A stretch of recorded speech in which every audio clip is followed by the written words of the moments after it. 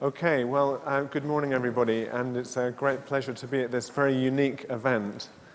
I'm a psychologist, and the experiment that I've chosen to bring to you today really looks at one test that we've developed to see if there are differences between men and women in the mind.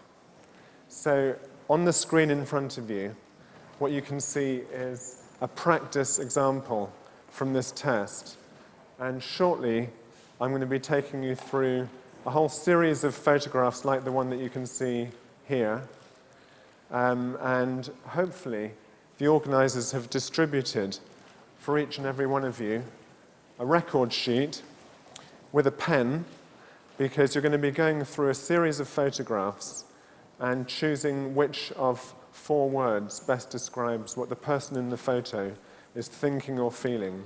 So we think of this as a test of empathy, or a test of social skills, social sensitivity. I've been leaving this item up on the screen for a few minutes whilst I've been talking, just to give you an idea of how the test is going to go.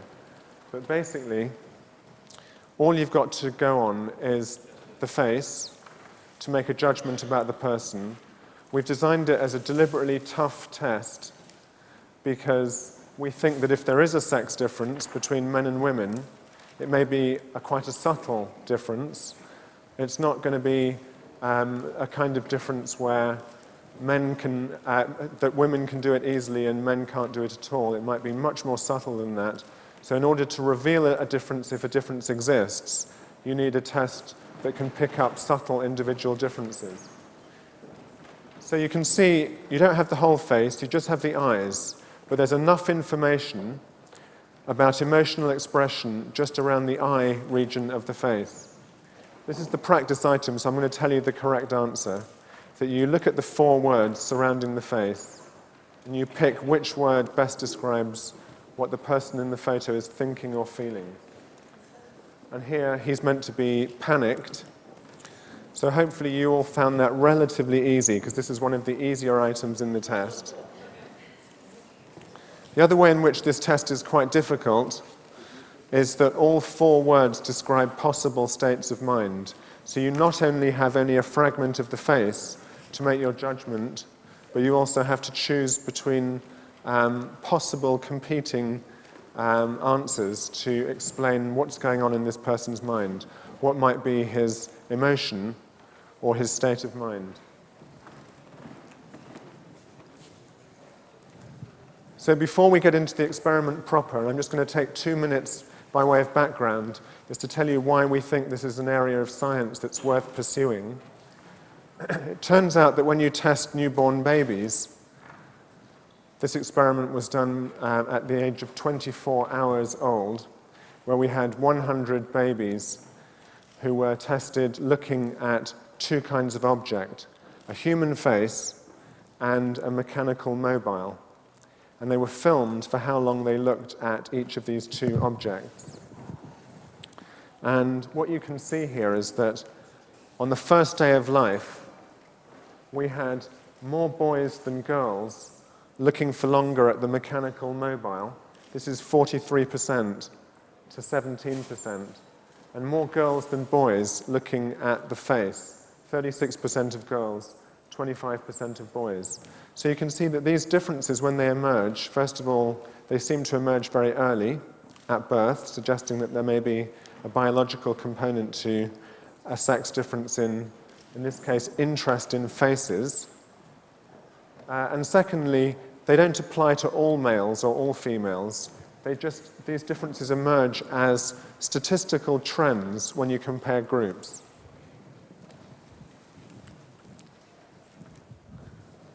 And this just tells you that when we've done the experiment you're about to do, but done it whilst people are lying in a brain scanner, so looking at photos, judging what someone else might be thinking or feeling, and then you look to see the patterns of activity going on in that person's brain. Here we're comparing females to males. What we find is that areas of the brain which are greater in women than men, there's a region right here. It's the medial prefrontal cortex, which has been found in many, many studies to be involved in empathy, in putting yourself into somebody else's shoes to imagine their thoughts and feelings. That seems to be more active in women than men when they're taking this test.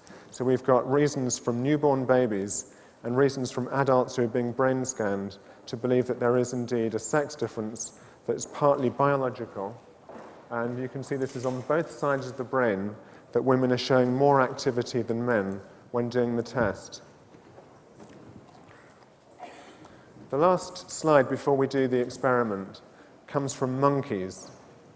And that's because there's a laboratory up at St Andrews University in Scotland who do single-cell recording, which means you can take a long electrode and plant it into the brain and record electrical activity from different parts of the brain whilst the monkey is awake, whilst the monkey is doing a task.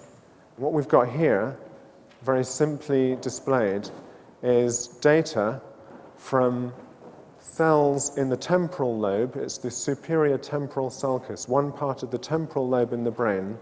The electrode goes in and records activity from those cells.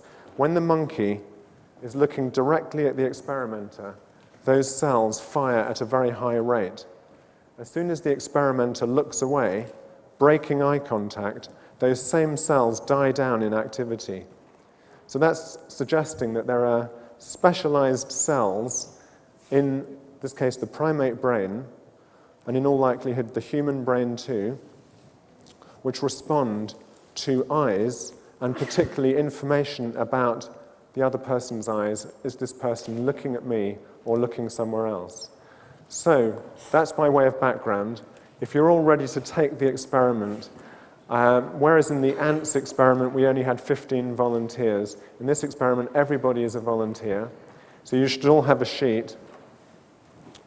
And the way this is going to work is, here's the first item, and you simply look at your sheet and circle which of the 4 words you think best describes what the person in the photo is thinking or feeling. I'm not going to give you any clues. We're going to run through 36 photographs like this, and at the end I'm going to read out the answers and you can score yourself to see how well you did. So that's what we have in store for you this morning. I'm going to give you about 5 seconds to look at each photo, and I'm going to advance them.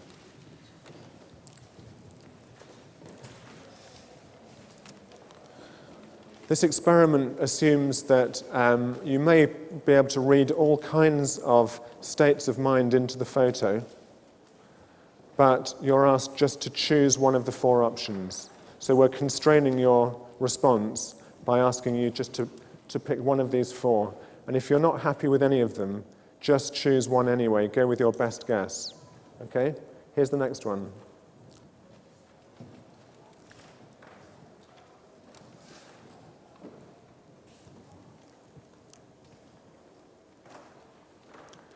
And the next one. We're going at quite some speed because it may be that if there's a sex difference, it's because women are faster, not necessarily more accurate. So we're making this test quite challenging.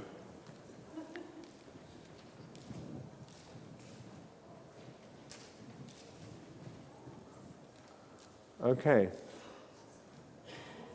Number 4.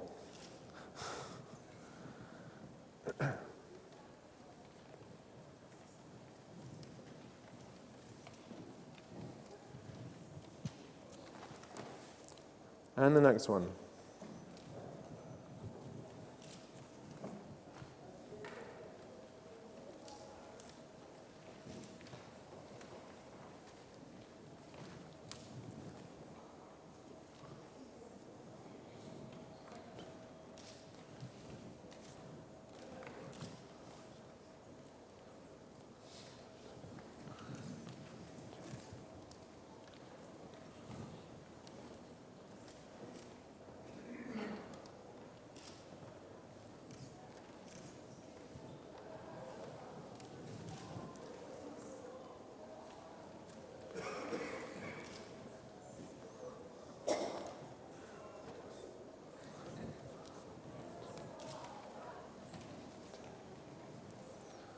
We're now on number 9, in case anyone's getting lost on their record sheet.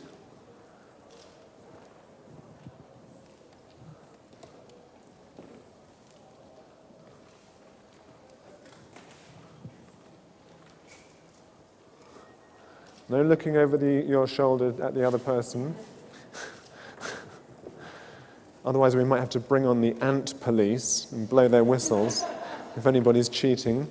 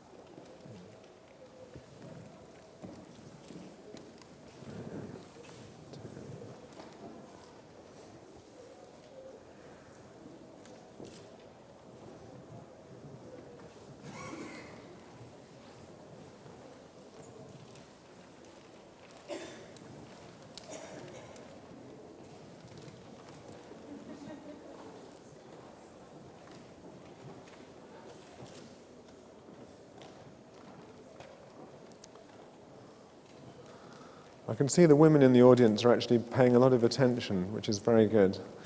The men are looking a little bit sort of nervous in this test.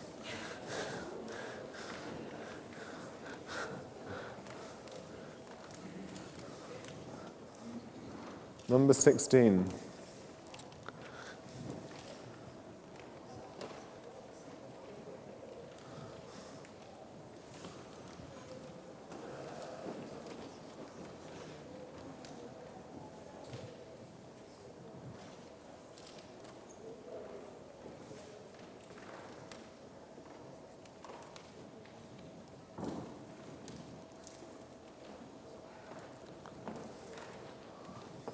Okay.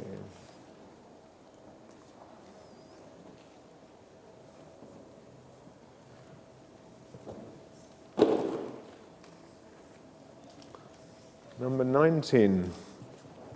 We're more than halfway now, you'll be relieved to know.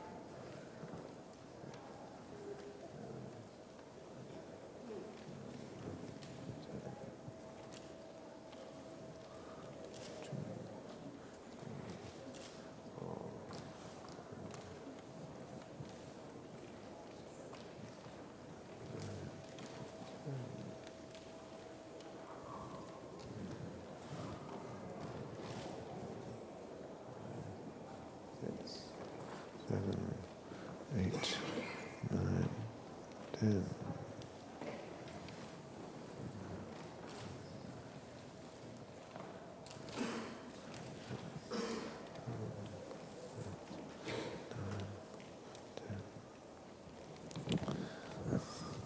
Number 26, so we're into the last 10 now.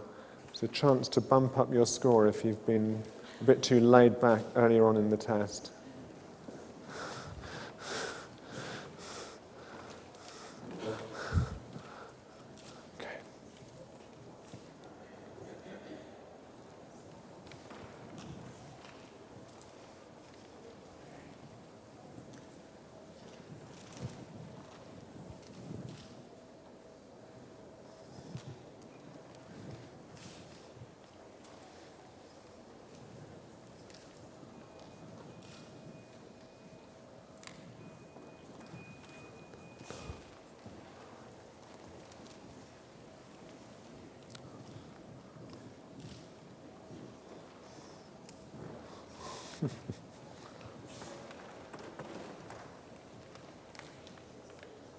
Okay, 5 more.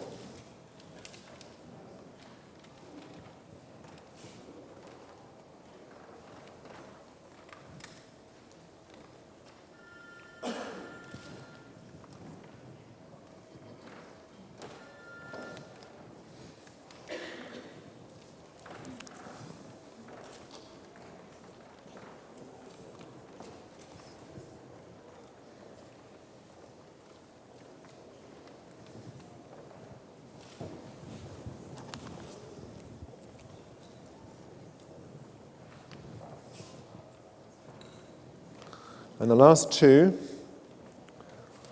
So, and then we can see how well you've done. Here's your last item, and you've been very good to be so patient with such a long test.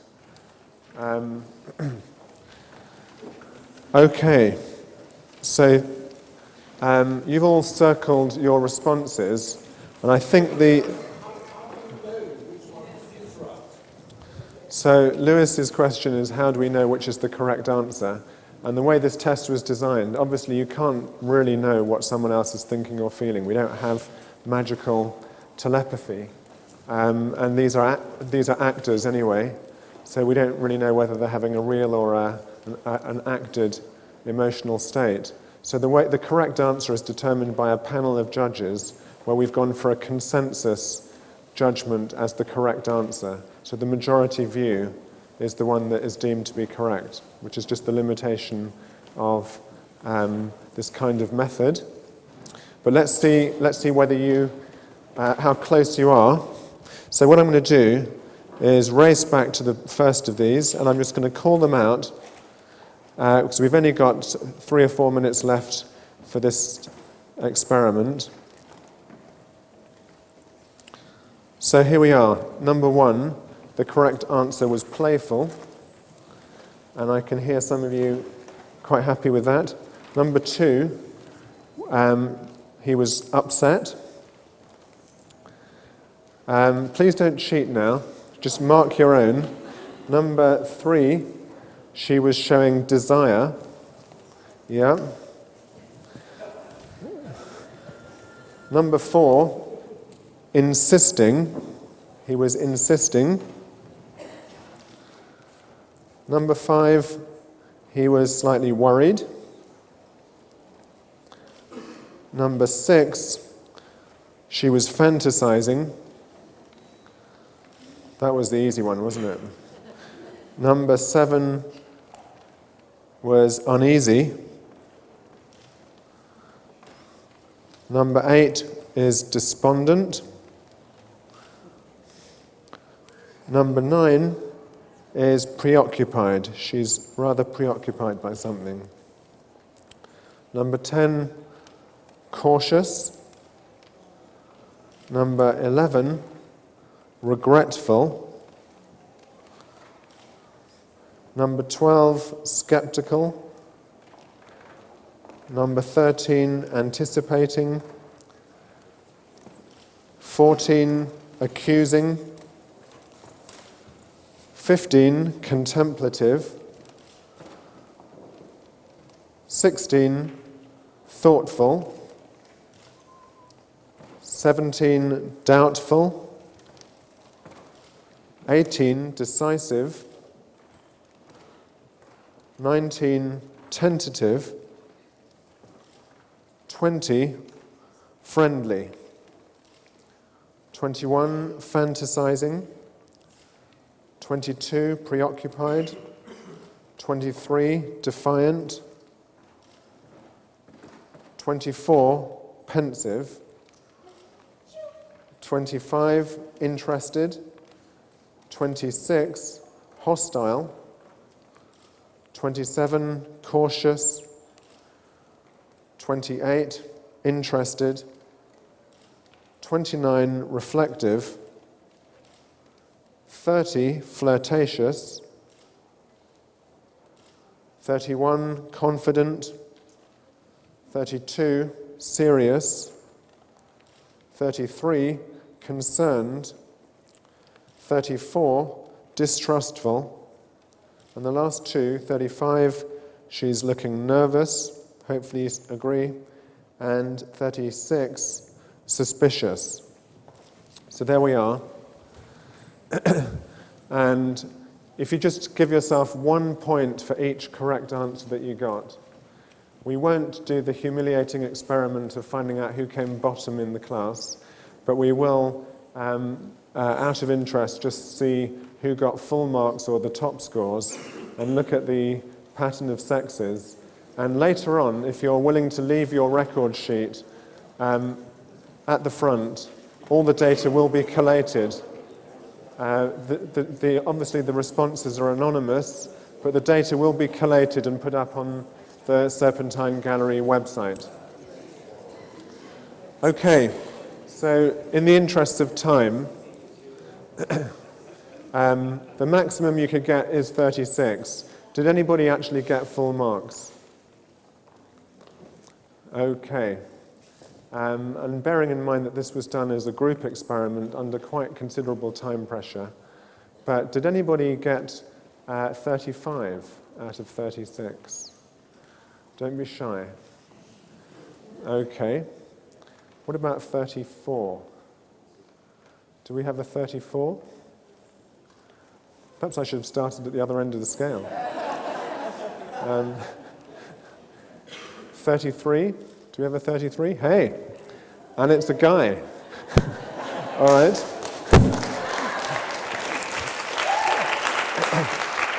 Congratulations. Don't forget to claim your free cup of coffee afterwards. A 32. We've got 2 men over here. 4 guys. So far, science is showing that theories can be falsified. Where were we? 32. What about a 31? 1 woman, a man, 2 women. Okay. So these are all very high scores, by the way. Anything over 30 is exceptionally good. Do we have any 30s? Okay, so now we're getting much more of a mix, including both men and women. And I'm not going to go through all of you, but you now get some idea of where you fall on a distribution. I should say that some people score very low on this test. So very low means below 10. And we've given this test to people with various kinds of medical conditions. And we're also particularly focused on people who have difficulties with empathy, difficulties with emotion recognition, such as those with autism or Asperger's syndrome, who score very low on this test. And in previous group studies, we have found a small but statistically significant sex difference. And I'll invite you to come back and look at the website later on today, where your results will all be analysed and we'll be able to see whether it held up in today's experiment. Thank you very much.